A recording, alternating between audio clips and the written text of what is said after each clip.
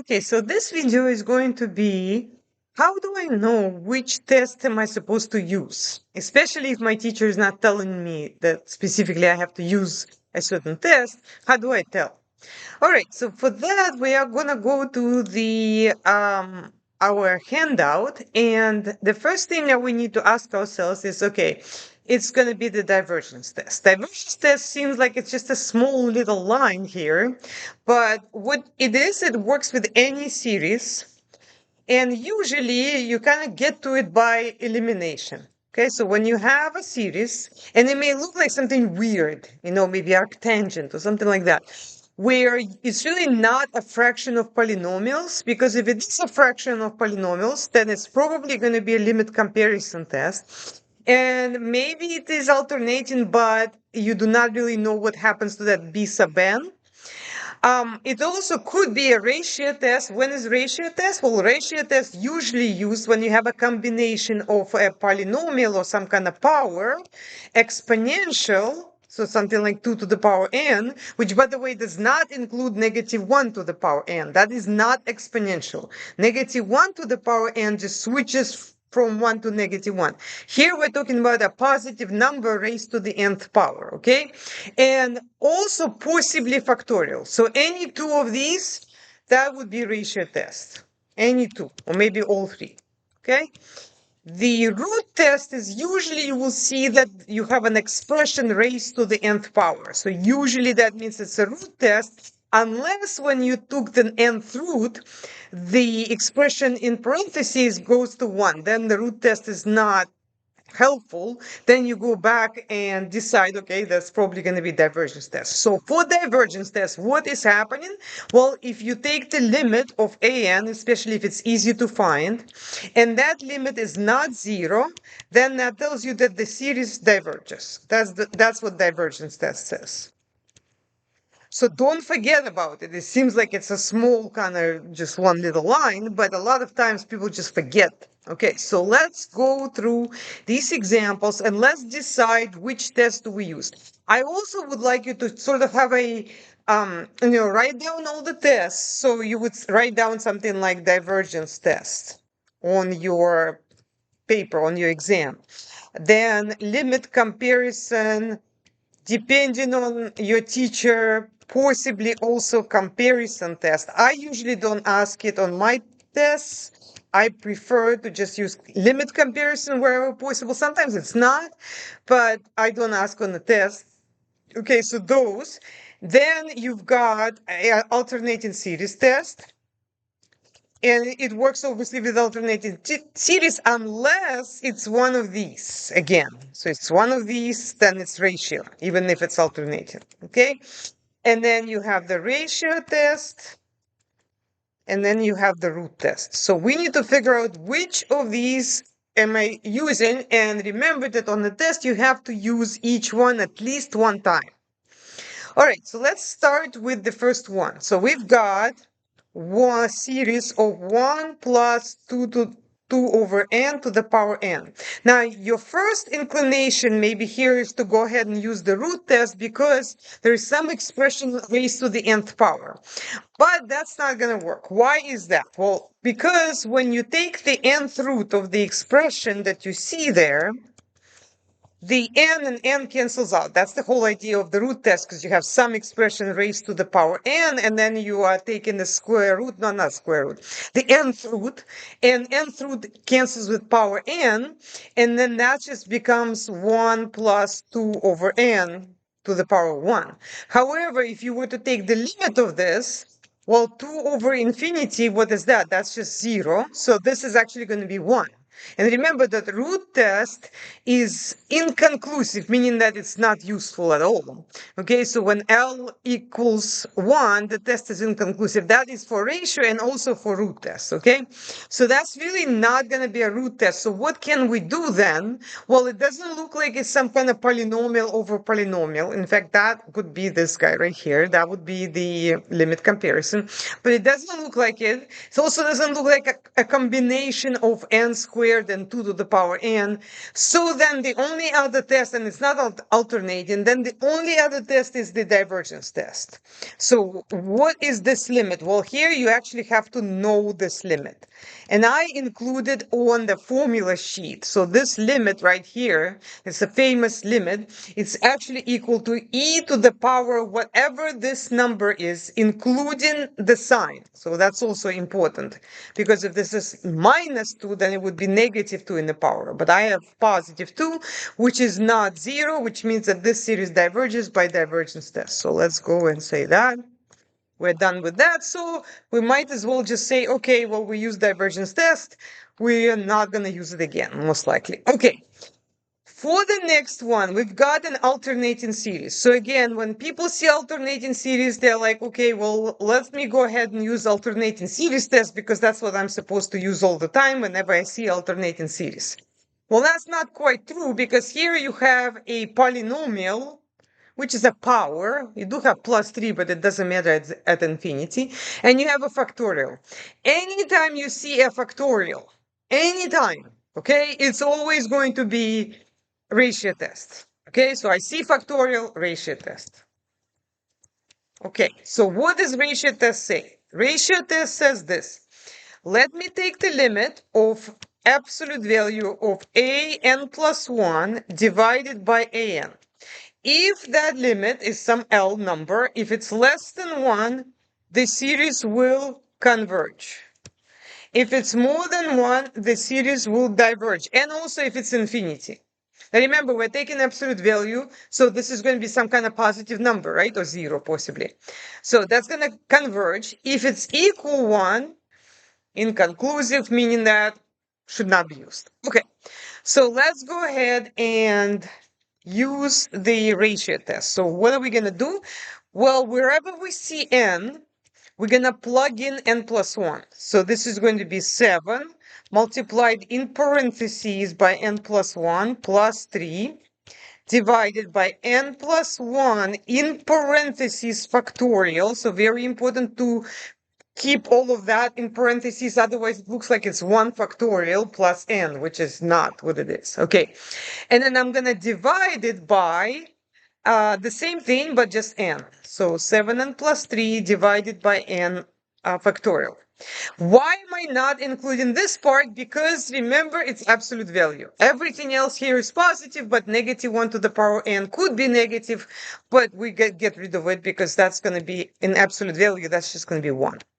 Okay, so let's do a little bit of a simplification. So we'll distribute the 7. So we will get 7n plus 7 plus 3, which is plus 10. Divide that by n plus 1 factorial. Now here we're dividing by a fraction, so we're going to multiply by the reciprocal instead. So we'll have n factorial divided by 7n plus 3. Okay, now we're going to line everything up. So we're going to put 7n plus 10 and 7n plus 3 over here. And then we're going to put n factorial divided by n plus 1 factorial. And then we're going to see what that is. Okay, so I want you to distinguish between a polynomial, which is 7n plus 10 and 7n plus 3. Those are polynomials. At infinity, the only thing that matters is the highest power term. Everything else can be discarded. But that does not work with factorials. It is incorrect to cancel the plus 1 here and think this is n over n and it's just like 1, because you have a pesky thing that's factorial. So what is that really? Well, factorial is a product of a number all the way down to 1. So for example, 4 factorial is 4 times 3 times 2 times 1, and so on.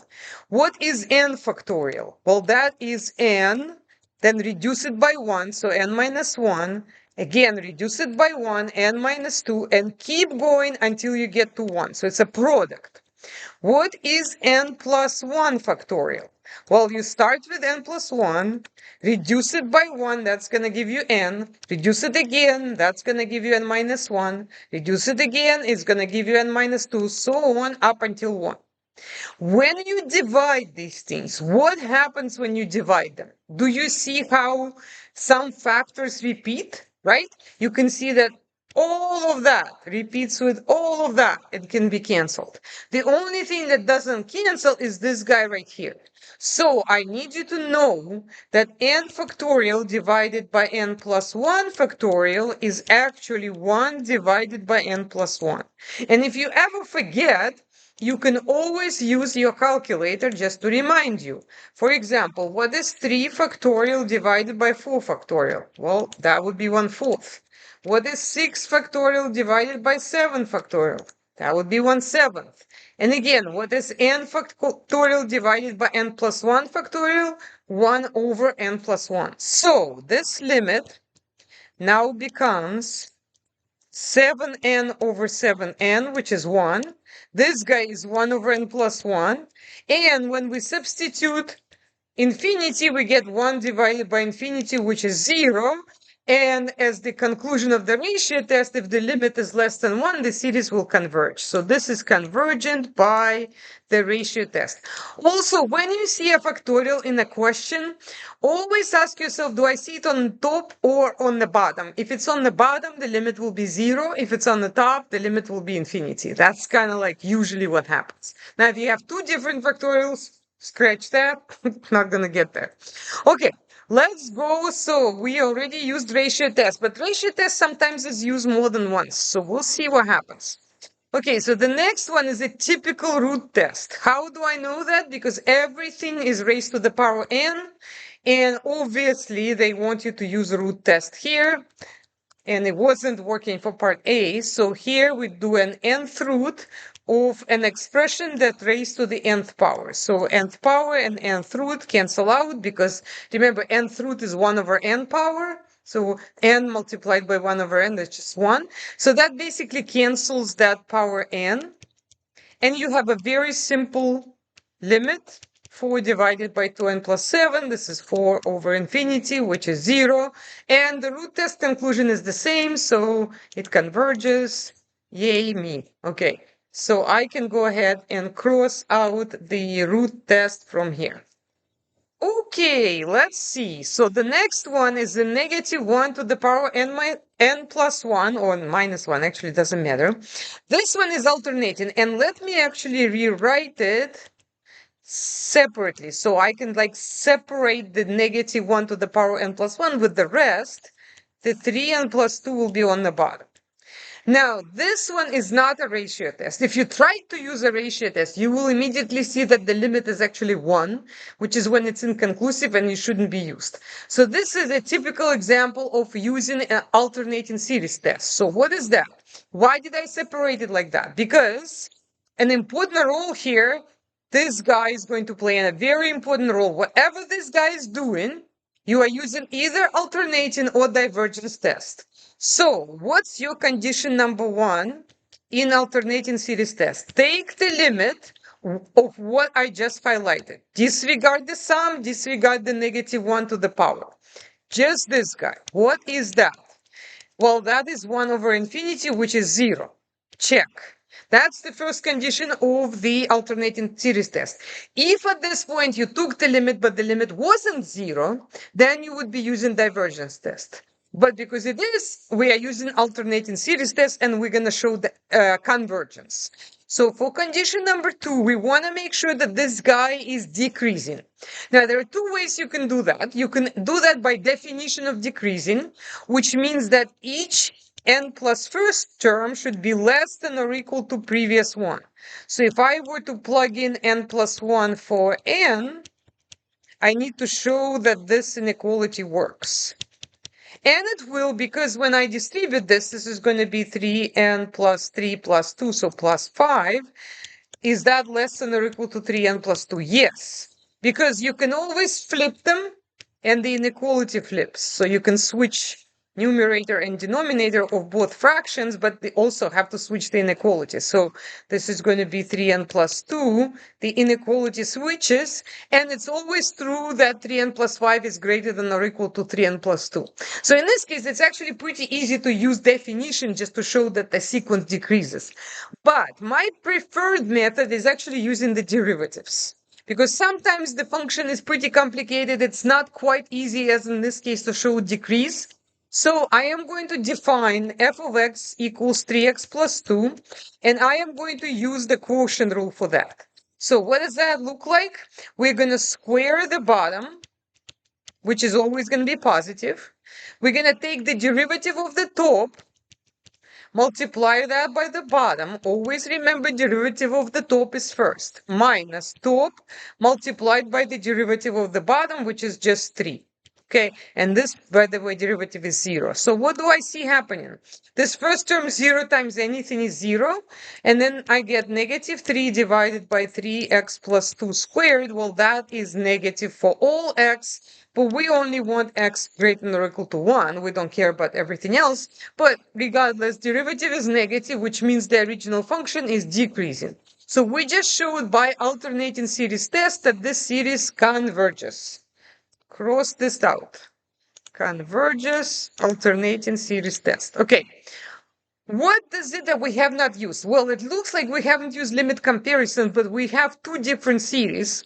However, we have this pi to the n and n to the 6. This is, remember how I told you, it's a combination of power, so like this, exponential, factorial. So factorial is, we already did that one, but so this is a ratio test. But we only have like these two, and that's what we're going to do right now. So we're going to have ratio test one more time. So what is that? Well, substitute n plus 1 for n, pi, just like any number, 2 or pi, whatever. And then n plus 1 in parentheses to the 6th power. We divide in that by the nth term. We do not have to worry about the signs and absolute values because everything here is positive. So what's happening? Well, we just have to simplify this. So this is going to be pi to the power n plus 1 divided by n plus 1 to the 6th power. Now we are going to multiply instead of dividing and switch them around. This is going to be n to the power 6 divided by pi to the power n. Let me line them up. So I get pi to the power n plus 1 divided by pi to the power n. And here, n to the power 6 n plus 1 to the power 6. Okay, so now we have to figure out what is this limit. Let's go one by one. It is very important to understand that this plus 1 in the power cannot just be dismissed. A lot of times when you teach people tricks, they just use them everywhere. So they think just because for polynomials, the only term that matters at infinity is the term with the highest power. That's going to happen for everything, for factorials and also for powers. No, when the exponent has the unknown, has the n, you can't just cancel the plus 1. In fact, what you're supposed to do is use rules of exponents. So here you are subtracting these exponents. You're going to have n plus 1 subtract n. And you will see how n and n cancels, and you just wind up with pi.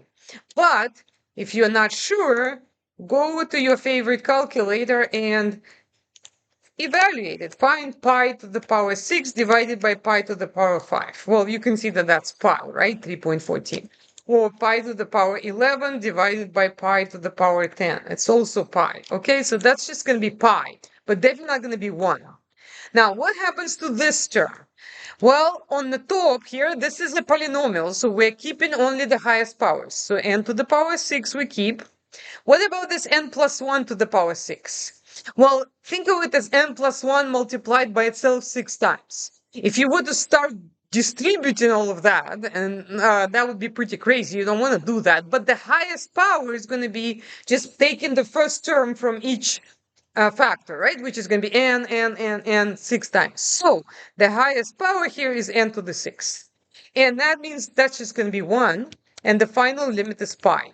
Now, according to our ratio test conclusion, if the limit is less than 1, converges, and absolutely, in this case, it doesn't matter because it's positive. The series has no negative 1 to whatever. If it's less than 1, then it converges. If it's equal 1, it is inconclusive or basically should not be using. Okay, so the pi is definitely more than 1, which means it's going to diverge. So this guy is going to be divergent by the ratio test. But we still have not used the limit comparison test. So we saved the best for last. That's limit comparison test. Now, what is that all about? So limit comparison tests is used whenever usually you have something like a fraction of polynomials. Rarely, sometimes it also is used to compare your series to a geometric series. This is not happening here. You have a polynomial over polynomial. Anytime you see that, you go by, like, what you're supposed to use is the limit comparison test. Why is it going to work? So how does it work? Well, the limit comparison test looks like this. It says, okay, what does really matter at infinity and what does not? And you want to compare your nth term of your series to a known series. So what is that? How do you get that? Discard all the terms except the highest power terms. So 8n squared is going to be on the top, 7n cubed on the bottom. And this is called like. So the nth terms of your series is like an nth term of a series you know. However, another mistake people make is that they don't simplify. They just leave it like that and say, okay, well, then that's P series with P equal 3 or something. Nope, that does not work. So what do? You're going to subtract the powers, use the rules of powers. So 3 subtract 2 is 1. So you're going to get 8 divided by 7n. Why? Because the higher power was on the bottom. Now, once you compared it, you need to decide, okay, my series is like this one. Does it converge? First of all, the number makes no difference. You can always pull the number out. And you're going to get 1 over n, which hopefully you already know is called harmonic series.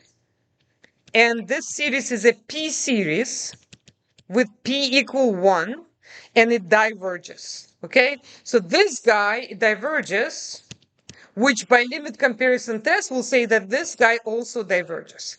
So the limit comparison test also says you're technically supposed to verify that the limit of an, which is this one, divided by limit of bn, which is the other one, that limit is not 0 and not infinity.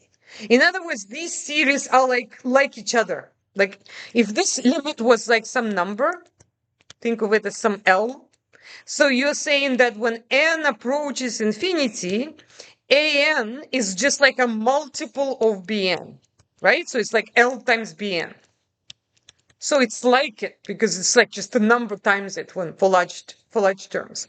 So the teacher is going to say, okay, well, then you have to evaluate this limit of an squared plus 5n divided by 7n cubed plus n squared plus 3, and you're supposed to divide it by 8n squared, like the highest power term, 7n cubed. And how do you know that this is going to be not 0 and not infinity? Well, because you can go ahead and just switch the terms around. That means that 8n squared is going to be on the bottom. Let's write them one under the other. These are polynomials. The only thing that matters is the highest power terms. So this is going to be 8n squared over 8n squared, and this is going to be 7n cubed over 7n cubed. And you can see that that's just 1. Which means that this is not 0 and not infinity. So what I just showed you is a formal proof that they are like each other. I do not require my students to do that if they're comparing a fraction of polynomials, because I feel like that's kind of unnecessary difficulty, but your teacher may be different, so they might make you do it.